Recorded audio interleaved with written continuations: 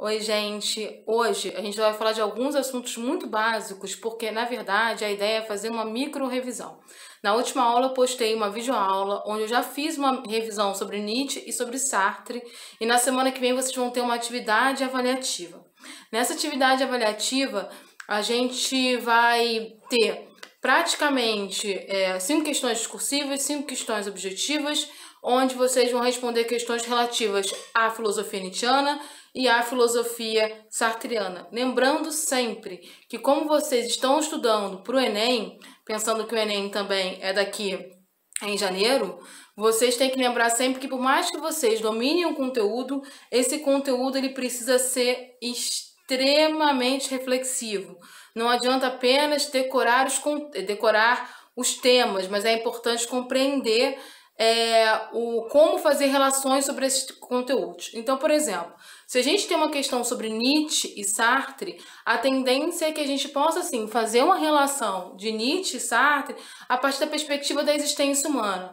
Porque tanto Nietzsche como Sartre, eles trabalham as questões ligadas a essa existência humana, né? Como se dá a existência humana. E eles têm uma característica, eles fogem muito da resposta ligada à questão de Deus.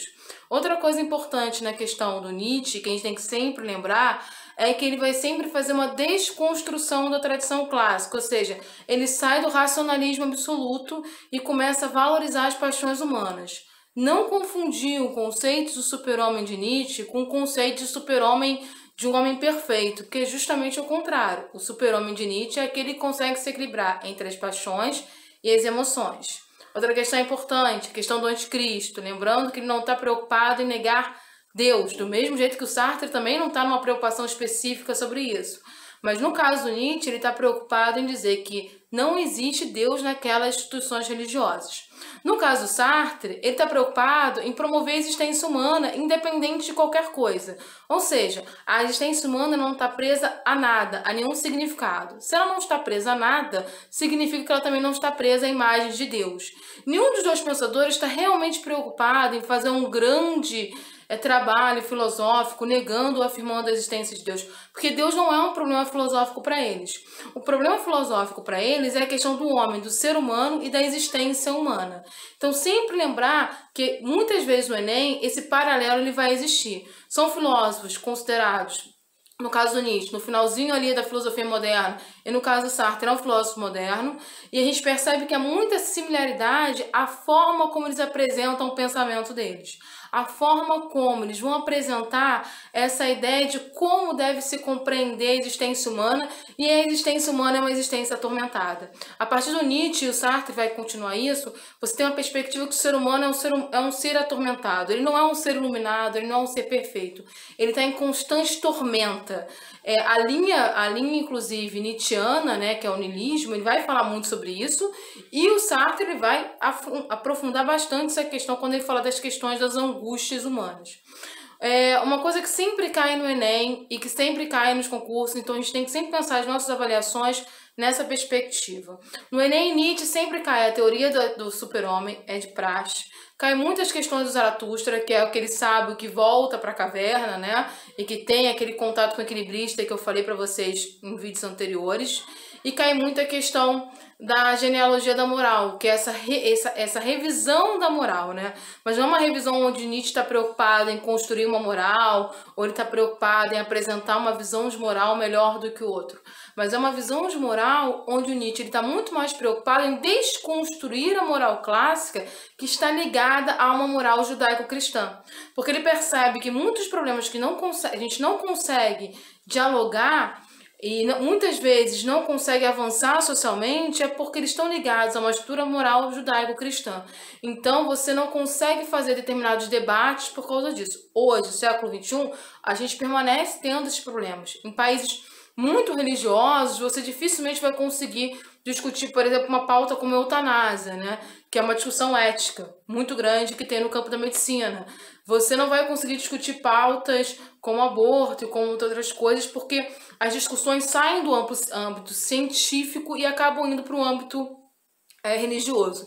Então o Nietzsche ele vai observar isso e ele vai além, ele vai dizer que isso é uma forma de controle, porque quando a pessoa questionar a moral, ela acaba questionando os princípios religiosos daquele indivíduo e isso pode criar uma situação de impedimento do diálogo. Então o Nietzsche ele vai observar isso e ele vai fazer essa desconstrução muito ampla da estrutura moral.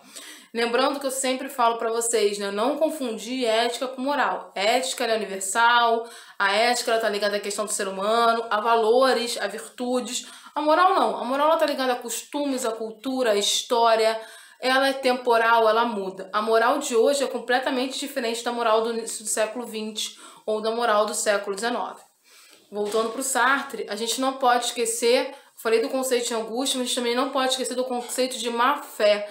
Porque a má-fé nada mais é do que você ter consciência de que não está certo, você ter consciência que as coisas não estão boas, mas você se ilude para tentar vender para si mesmo que aquela escolha é a escolha melhor. Então a pessoa vive numa constante negação, numa constante má-fé. Mas essa má-fé, a parte ruim dela é que na verdade a pessoa tem consciência da própria angústia, mas ela opta por não fazer as alterações na vida dela. Gente, qualquer dúvida a gente tem a nossa tutoria, tem um e-mail. Então vocês mandem para mim. Olhem de novo os vídeos da semana passada e da semana retrasada, que tem bastante conteúdo. Nas próximas aulas, pós avaliação de aprendizagem, a gente vai entrar na matéria nova em filosofia. A gente vai entrar na Simone de Beauvoir, que é uma filósofa que trabalhou junto com Sartre, o existencialismo, mas a gente também vai entrar numa outra pensadora extremamente importante e que está sendo muito discutida hoje, não só no Brasil, como no mundo, que é a Hannah Arendt, que ela tem algumas teses que são teses como totalitarismo, outras questões, discussões sobre o mal, né, sobre a existência ou não do mal e a banalidade do mal. Então a gente vai ter uma ampla discussão sobre esse assunto, baseando-se nos livros dela. E é uma autora que está muito em voga, uma filósofa que está sendo muito falada e que caiu nos últimos 2 anos no Enem. E por que ela está sendo muito falada? Porque existem movimentos totalitários no mundo aparecendo e muita gente está retornando a ela para tentar compreender o que está acontecendo no mundo, tá? E ela tem uma história de vida também bem interessante. Então, gente, qualquer dúvida é só avisar, ok?